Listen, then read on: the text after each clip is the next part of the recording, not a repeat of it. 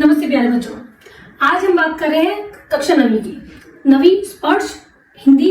हिंदी में स्पर्श जो बुक है हमारी, कोर्स बी का फर्स्ट लेसन है हमारे गद्य का दुख का अधिकार। दुख का अधिकार। बेटा पाठ के लेखक है यशपाल जी। लेखक यशपाल जी। लेखक ने पाठ का नाम रखा है दुख का अधिकार। दुख का अधिकार, इसका मतलब क्या है? दुख मनाने का अधिकार होता है, दुख महसूस करने का अधिकार होता है। क्या व्यक्ति का कोई स्तर होता है जिसके आधार पर वो दुख मना सकता है?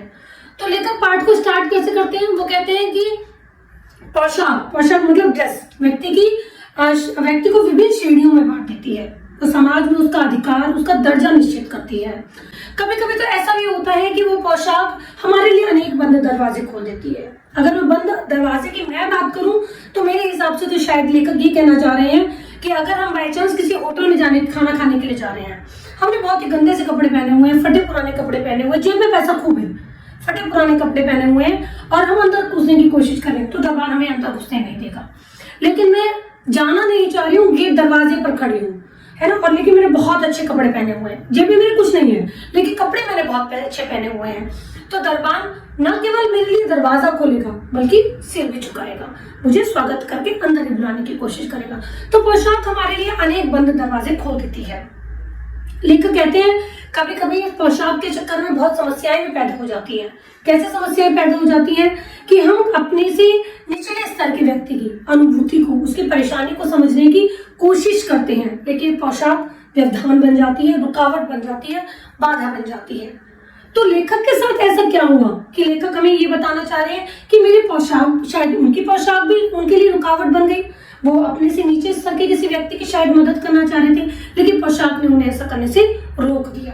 तो क्या दुख मनाने का अधिकार था उस स्थिति में? लेखक हमें क्या कहते हैं?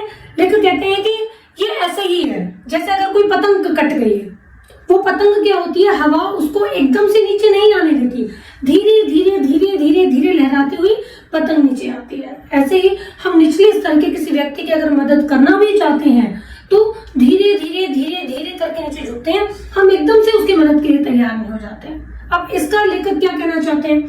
मेरे अनुसार इसका क्या मतलब है? लेखक कहना चाहते हैं कि हम कई बार व्यक्ति की मदद करने की कोशिश करते हैं, लेकिन एकदम से उसकी मदद करने के बजाय हम आस पड़ोस के लोगों से पहले उसके बारे में जानने की कोशिश करते हैं कि क्या हुआ इसके साथ, अच्छा ये वहां का रहने वाला है, अच्छा इसको ये तकलीफ है, फिर ताकि लोगों को ये पता चले कि ये इससे लिंक्ड नहीं है, ये इससे जुड़ा हुआ नहीं है, इसकी मदद करने की कोशिश कर रहे हैं। हम अपने भी खुद को भी संभालने की कोशिश कर रहे होते हैं कि इस व्यक्ति से हमारा वैसा कोई लिंक नहीं है, लेकिन हम इसकी सहायता कर रहे हैं। कहीं ऐसा ना हो समाज के लोग मुझे भी इसके लेवल का समझ लें, इसके स्तर का समझ लें, ठीक है। तो अब लेखक क्या कहना चाह रहे हैं? लेखक के साथ ऐसा क्या हुआ ये पाठ में हमें लेखक बता रहे हैं।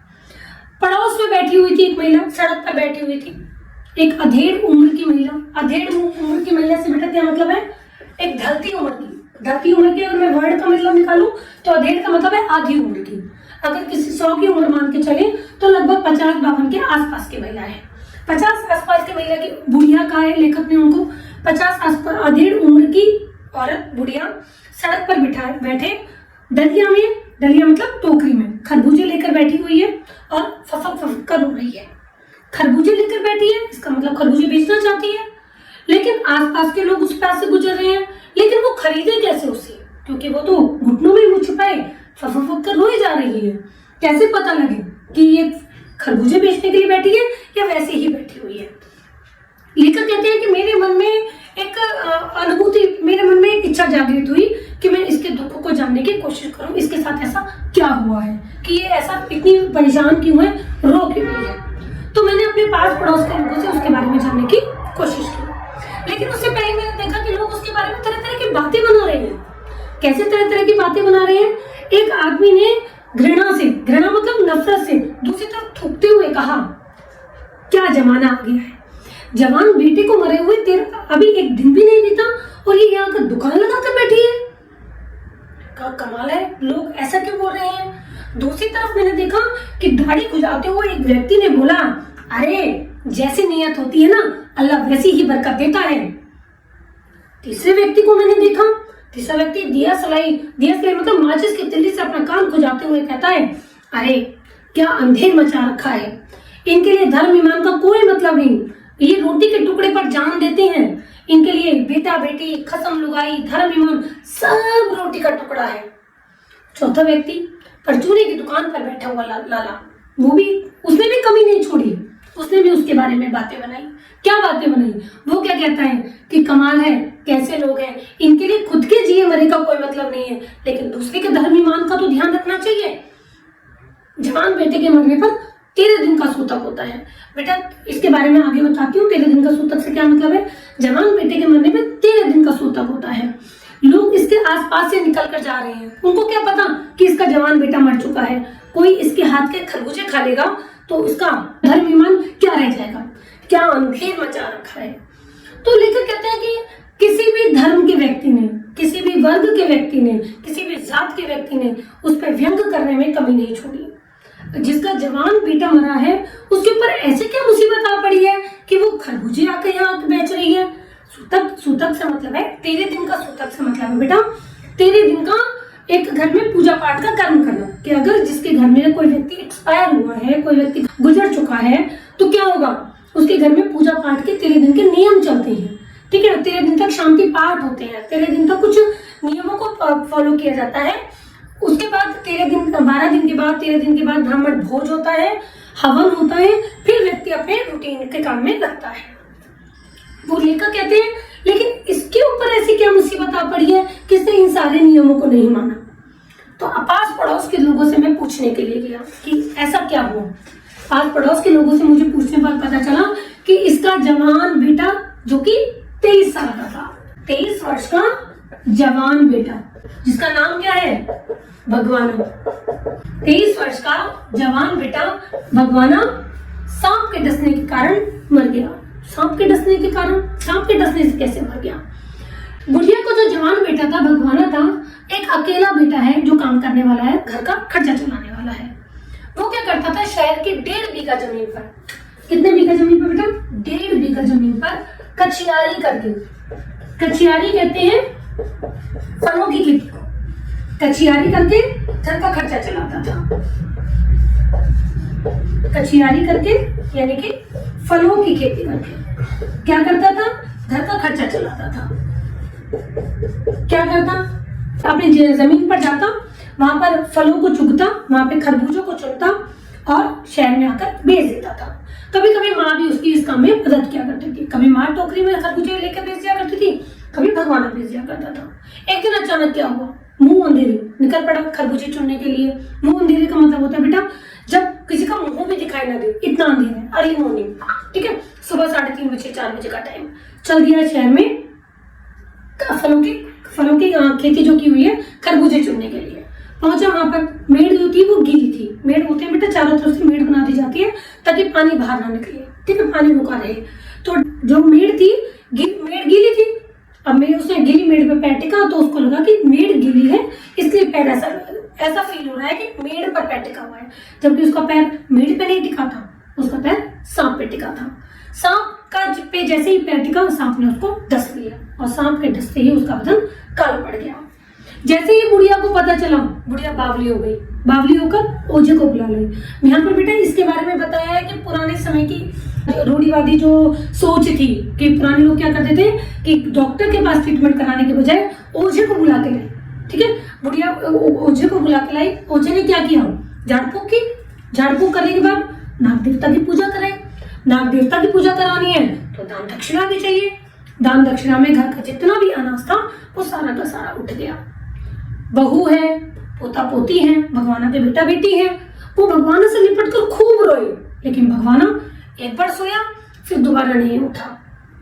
बुढ़िया के घर में जितना भी कुछ बचा हुआ था वो सब भगवाना को विदा करने में चला गया।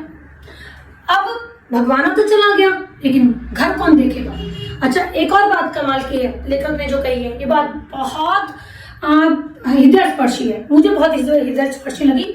लेखक कहते हैं कि जिंदा आदमी तो नंगा भी रह सकता है, लेकिन मरे हुए आदमी को नंगा कैसे विदा किया जाए। उसके लिए तो बजाज की दुकान का सुंदर कपड़ा लाना होगा, सफेद कपड़ा आएगा, लेकिन कपड़ा बहुत अच्छा होना चाहिए, चाहे उसके लिए माँ के हाथ के कंगना और चूड़ी वगैरह सभी क्यों ना बिक जाए। ये लेखक ने बहुत बड़ा व्यंग्य किया है आज के समाज के ऊपर। किस लिए कि क्या कहकर व्यंग किया है? यही कहकर कि जिंदा आदमी नंगा रह सकता है। क्या सचमुच में जिंदा आदमी नंगा रह सकता है? जिंदा आदमी का अपने ऊपर तन का ढकना जरूरी है। मुर्दे आदमी को मर जाने के बाद कौन देखता है? कोई नहीं देखता। तो लेकिन उसके बाद लेखक ने आज के समाज की अवस्था पर व्यंग किया है कि रोटी पेट में हो ना हो, पहनने के लिए कपड़े हो ना हो, लेकिन मुर्दे को तरीके से विदा किया जाएगा। बेचारी बुढ़िया ने भी वही किया। घर में जो कुछ भी उसके पास बचा हुआ था वो सब भगवानों को विदा करने में चला गया। भगवाना तो चला गया, लेकिन घर में जो बच्चे हैं वो तो सुबह होते ही खाना मांगेंगे। बहू है वो भी भूखी कैसे रहेगी? माँ ने क्या, बुढ़िया ने क्या किया? सुबह उठते ही पोता पोती को खरबूजे दे दिए। भूख से बिलक रहे थे, खरबूजे उठा के देते कि बेटा ये खा लो। बहू को खरबूजे कैसे दें? बहू का शरीर तो बुखार से तप रहा था, खरबूजे बुखार में नहीं दिए जाते, बुखार से तप रहा था। तो बुढ़िया ने बेचारे ने अपने रोते हुए अपने आंसुओं को पोंछा, टोकरी में खरबूजों को भरा और चल दी उन्हें बेचने के लिए। उसके दिल की अवस्था क्या थी वो उस समय वही जान सकती थी। एक जिस स्त्री का जवान बेटा गुजरा हो और उसको अपने खरबूजे बेचने के लिए जाना पड़ रहा है, हाय रे पत्थर दिल, हाय रे गरीबी, हाय रे दुख, कितना दुख गहरा है। लेकिन उसके दुख को महसूस करने के लिए एक स्त्री को याद करता है। कौन सी? वो कहते हैं मेरे पड़ोस में एक स्त्री रहती थी, एक संभ्रांत महिला रहती थी। संभ्रांत महिला का क्या मतलब है बेटा? एक प्रतिष्ठित, एक सम्मानित महिला रहती थी जो अच्छी रिच है, अच्छे कुल के वर्ग की है। उसका भी जवान बेटा मर गया था। पुत्र वियोग में उसकी हालत क्या थी? उसे बार बार मूर्छा आ जाती थी, बार बार बेहोशी आ जाती थी। अगर बेहोशी नहीं भी आती थी तो आंखों से आंसू नहीं रुकते थे। दो डॉक्टर हमेशा उसके पास खड़े रहते थे, बार बार उसके सिर की पट्टियां बदलते रहते थे। समाज को सारे के सारे लोग उसके दुख में शामिल हुए थे। लेकिन कहते हैं एक तरफ वो महिला है जिसका दुख इतना गहरा था, लोगों को भी उसका दुख समझ में आ रहा था, और एक तरफ ये बुढ़िया है इसका दुख किसी को समझ में नहीं आ रहा। क्यों? क्योंकि लेखक कहता है ये स्थिति किस वजह से हो सकती है? शायद दुख मनाने का अधिकार चाहिए था। इस स्त्री के पास दुख मनाने का अधिकार नहीं था। लेखक को कुछ समझ नहीं आता, और मन को जब कोई रास्ता नहीं मिलता, मन को जब कोई हल नहीं मिलता, वो तेजी से अपने कदम बढ़ाते चला जाता है। लेखक के भी बताऊं आगे कदम तेजी से बढ़ते चले गए। उसको समझ नहीं आया ये क्या हो गया। स्थिति ऐसी हो गई थी बुढ़िया की। अब सोचो कि बुढ़िया को खरबूजे बेचने पड़ रहे हैं। क्या समाज के लोग उसको थोड़ा उधार भी नहीं दे सकते थे? लेकिन हम लोगों को उसको उधार भी नहीं दे रहे थे। क्यों? क्योंकि अब पैसा वापस आने की कोई उम्मीद नहीं थी। समाज किस वर्ग तक नीचे गिर चुका है। एक उच्च वर्ग की महिला है, उसकी हर तरीके से मदद करने के लिए तैयार है, और एक तरफ ये बुढ़िया है, इसकी कोई मदद करने के लिए तैयार नहीं है, बल्कि इसके बारे में तरह तरह की बातें बना रहे हैं। एक सहानुभूति रखने की बजाय उसके ऊपर व्यंग कस रहे हैं। तो लेखक कहता है कि मुझे कुछ समझ में नहीं आया। बस मेरा ध्यान एक ही बात के ऊपर था कि शायद शोक मनाने का, दुख मनाने का, गम मनाने का भी एक अधिकार होना चाहिए, एक सहूलियत होनी चाहिए, जो शायद इस बुढ़िया के पास नहीं था। उस संभ्रांत महिला के पास ये अधिकार था क्योंकि पैसा था, वो अपना घर का खर्चा चलाने के लिए रुक सकती थी कुछ समय तक। लेकिन इस बुढ़िया को, इस गरीब को अपने बच्चे का, अपने पोता पोती का ख्याल रखना है, अपने बहू का ख्याल रखना है, इसलिए ये खरबूजे बेचने के चल पड़ी। लेकिन लोगों ने इसके दुख को, उसके दर्द को समझा नहीं, बल्कि इसके घाव को और हरा करने की कोशिश की, तरह तरह की बातें बनाकर। तो क्या सचमुच में, अब मुझे लगता है, क्या सचमुच में समाज ऐसा ही होना चाहिए? लेखक के इस पाठ को पढ़ने के बाद मेरा मन द्रवित हो गया। ये सोचकर क्या सचमुच में यही समाज है जो व्यक्ति के दुख में शामिल नहीं हो सकता? हम मानवीयता किसे कहते हैं, है ना? हम मानवता उसे बोलते हैं जो दूसरे के दुख को समझने की कोशिश करता है, दूसरे के दुख को कम करने की कोशिश करता है।